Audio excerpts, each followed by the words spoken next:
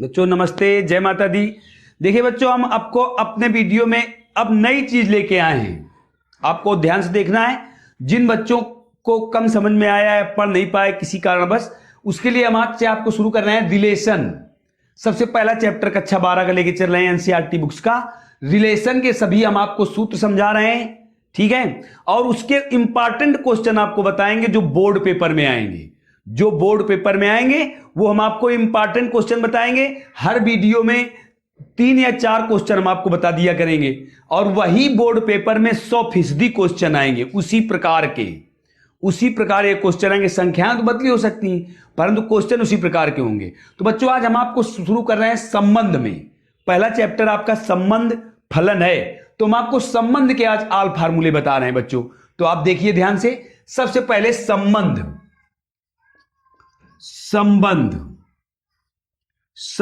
क्या है बच्चों, पहले तो आप ये देखिए और फिर हम आपको बता रहे हैं कि ये कितने प्रकार के होते हैं। तो संबंध क्या है बच्चों?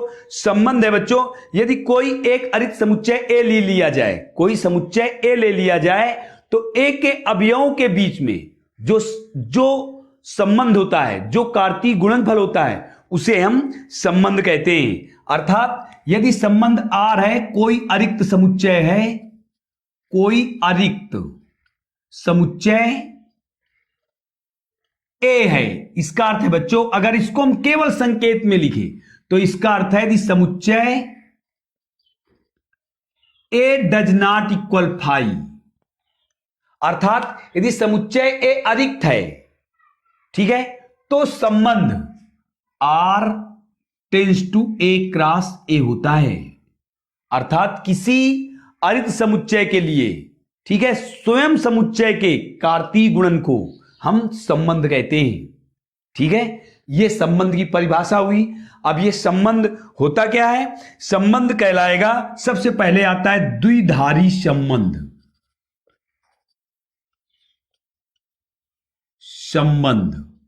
दो धारी संबंध में बच्चों किसी समुच्चय में ए से परिभाषित, ए से ए में परिभाषित, किसी समुच्चय ए में ए से ए में परिभाषित संबंध द्विधारी संबंध कहलाता है। जैसे ये लिखा हुआ है, ये एक ही समुच्चय के लिए है। वैसे रिलेशन में अगर आ जाए तो एक समुच्चय हम यहां ले लेते बी डज नॉट इक्वल 5, तो संबंध क्या होता? R tends to A cross B. तो ये हो गया हमारा संबंध। द्विधारी संबंध क्या होगा? द्विधारी संबंध होगा किसी समुच्चय, अरिक्त समुच्चय जो अरिक्त है, में R tends to A cross A, ये द्विधारी संबंध हुआ। किसी एक ही समुच्चय का उसी समुच्चय के, ठीक है, प्रत्येक अवयव के साथ कार्तीय गुणन द्विधारी संबंध कहलाता है, ठीक है। किसी समुच्चय का उसी समुच्चय के प्रत्येक अवयव के साथ कार्तीय गुणन द्विधारी संबंध कहलाता है। अब ये संबंध होते कितने प्रकार के होते हैं द्विधारी संबंध? यही बच्चों द्विधारी संबंध ही इंटरमीडिएट में है। तो द्विधारी संबंध कितने प्रकार के होते हैं ये हम आपको समझा रहे हैं। सबसे पहला है स्वतुल्य संबंध। स्वतुल्य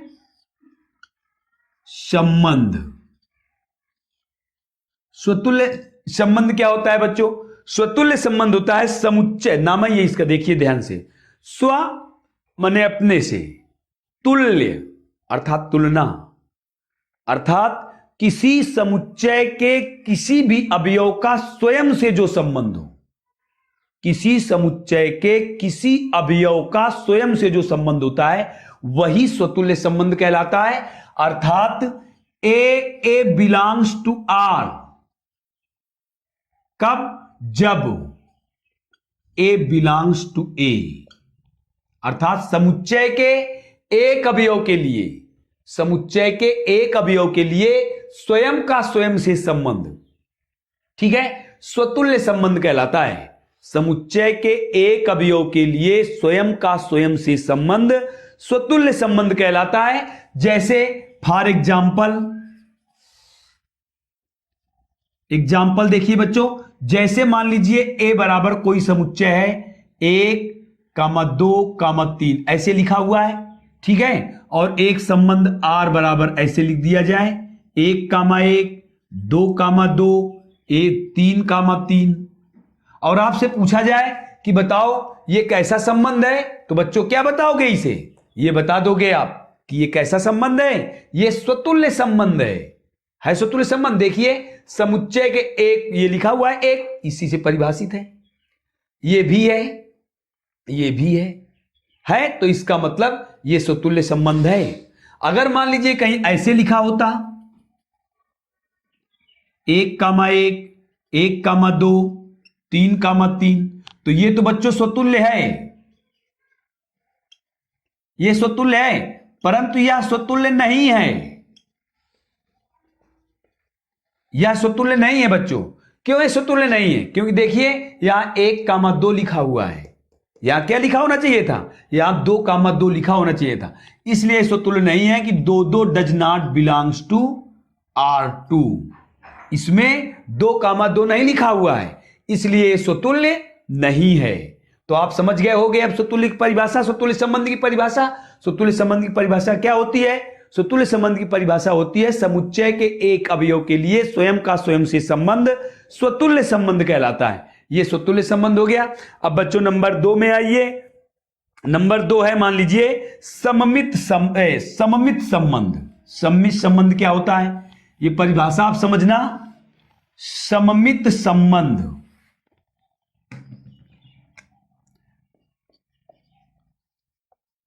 सममित संबंध ये बच्चों समुच्चय के 2 अवयवों के लिए परिभाषित होता है। समुच्चय के किसी समुच्चय के 2 अवयवों के लिए संबंध, जो पहले का संबंध दूसरे से हो वही दूसरे का पहले से होना चाहिए।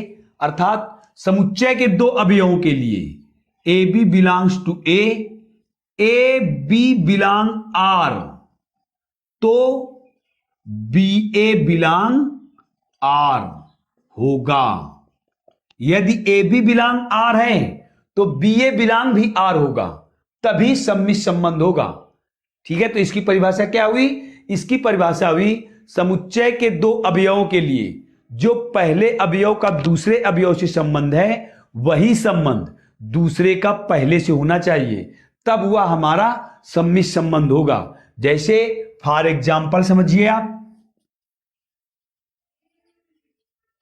अगर मान लीजिए ए समुच्चय कोई है 1, 2, 3, 4, तो अब ये R1 लिखा हुआ है। मान लीजिए कहीं लिखा हुआ है 1, 1, 2, 2, 1, 2, 3, 2। अगर ये ऐसे लिखा हुआ है तो बच्चों देखिए ये हमारा स्वतुल्य संबंध सम्मित है। कैसे? 1, 2, 2, 1, 2, 3, 3, 2, तो ये हमारा सम्मित संबंध है। परंतु यदि कहीं ऐसे लिखा हुआ है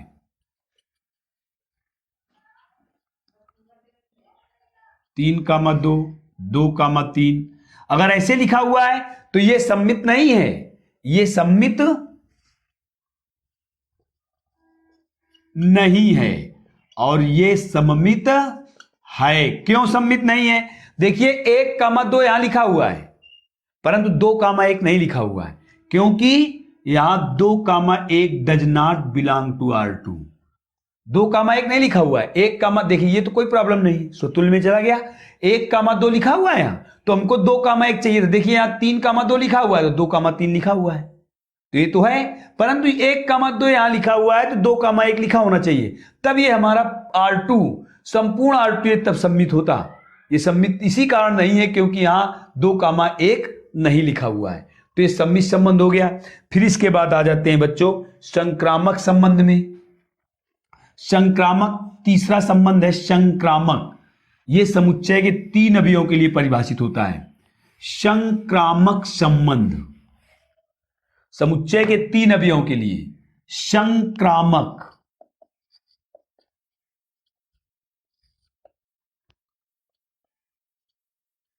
संबंध, ठीक है, समुच्चय के 3 अवयवों के लिए परिभाषित होगा। तो देखिए कैसे परिभाषित करोगे? A, B, C belongs to A। ठीक है, तो ये कैसे परिभाषित होगा ये देखिए आप।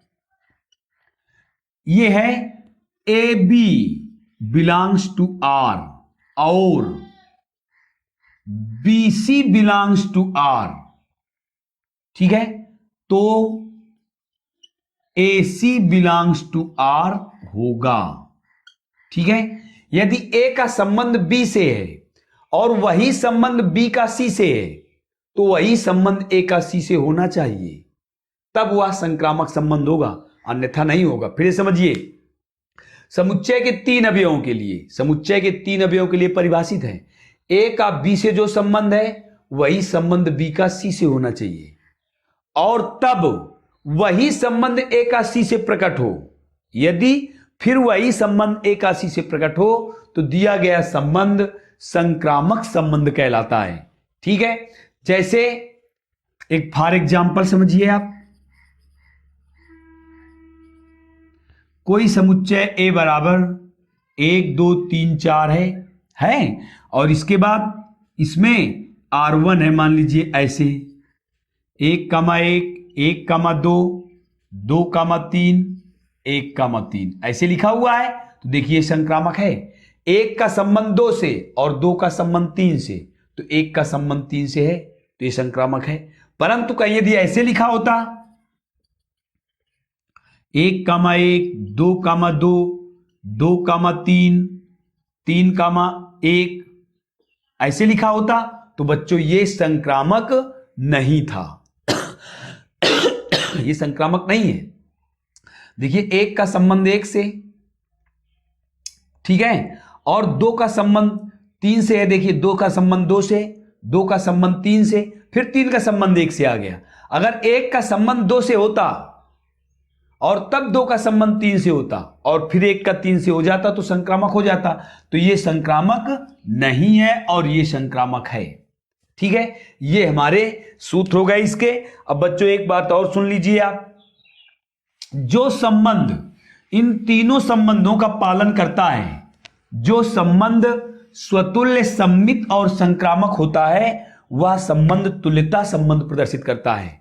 जो संबंध स्वतुल्य भी हो, सममित भी हो, संक्रामक भी हो, वे संबंध तुल्यता संबंध प्रदर्शित करते हैं, ठीक। आते याद रखोगे आप। तो अब ये आता है तुल्यता संबंध।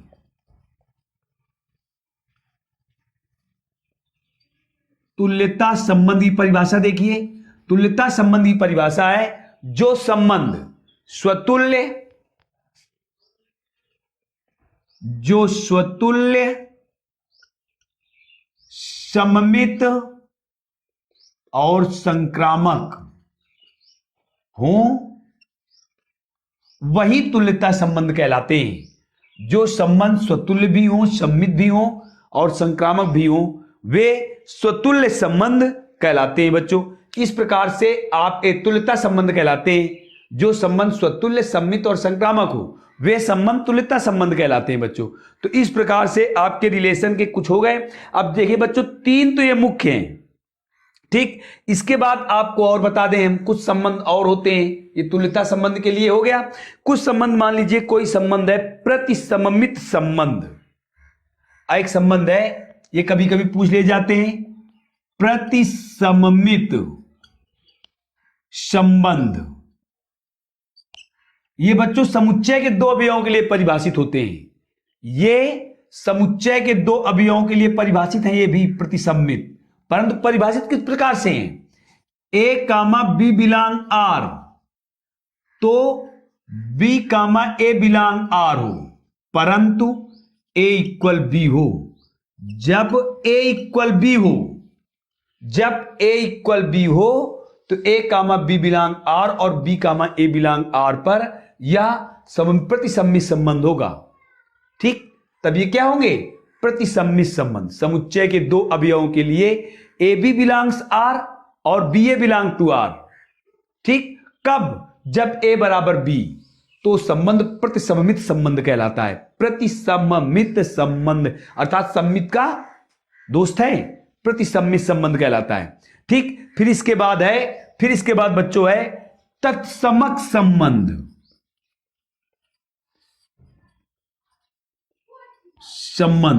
ये समुच्चय के एक अवयव के लिए, समुच्चय के एक अवयव के लिए संबंध तत्समक संबंध कहलाता है। केवल एक अवयव के लिए, और वही केवल लिखा हो, ठीक है, ए बिलोंग्स टू आर जबकि ए बिलोंग्स टू ए। तत्समक संबंध वास्तव में बच्चों स्वतुल्य का दोस्त होता है, स्वतुल्य का दोस्त। इसमें एक कंडीशन है, ए बिलोंग्स टू आर। तत्समक संबंध होगा जब समुच्चय का केवल एक अवयव हो, ठीक है, तो उस तत्समक संबंध कहलाता है। ये किसका दोस्त है? ये स्वतुल्य का दोस्त है। और ये किसका दोस्त है? ये सममित का दोस्त है। तो बच्चों इस प्रकार से हमने आपको आज रिलेशन के फार्मूले बताए हैं। अब हम पिछले वीडियो में, जब अगले वीडियो में जाएंगे तो अगले वीडियो में बच्चों हम आपको रिलेशन से महत्वपूर्ण 10 क्वेश्चन बताएंगे। और मेरी 100% गारंटी है कि यदि क्वेश्चन पेपर में रिलेशन से कोई क्वेश्चन आएगा तो उन 10 प्रश्नों में वो रिलेशन का क्वेश्चन होगा। ठीक है बच्चों, तो ये आप इतना पढ़ना और इसे अच्छी तरीके से तैयार कर लेना और तैयार रहना अगले वीडियो में मिलने के लिए। तब तक के लिए जय हिंद, जय भारत।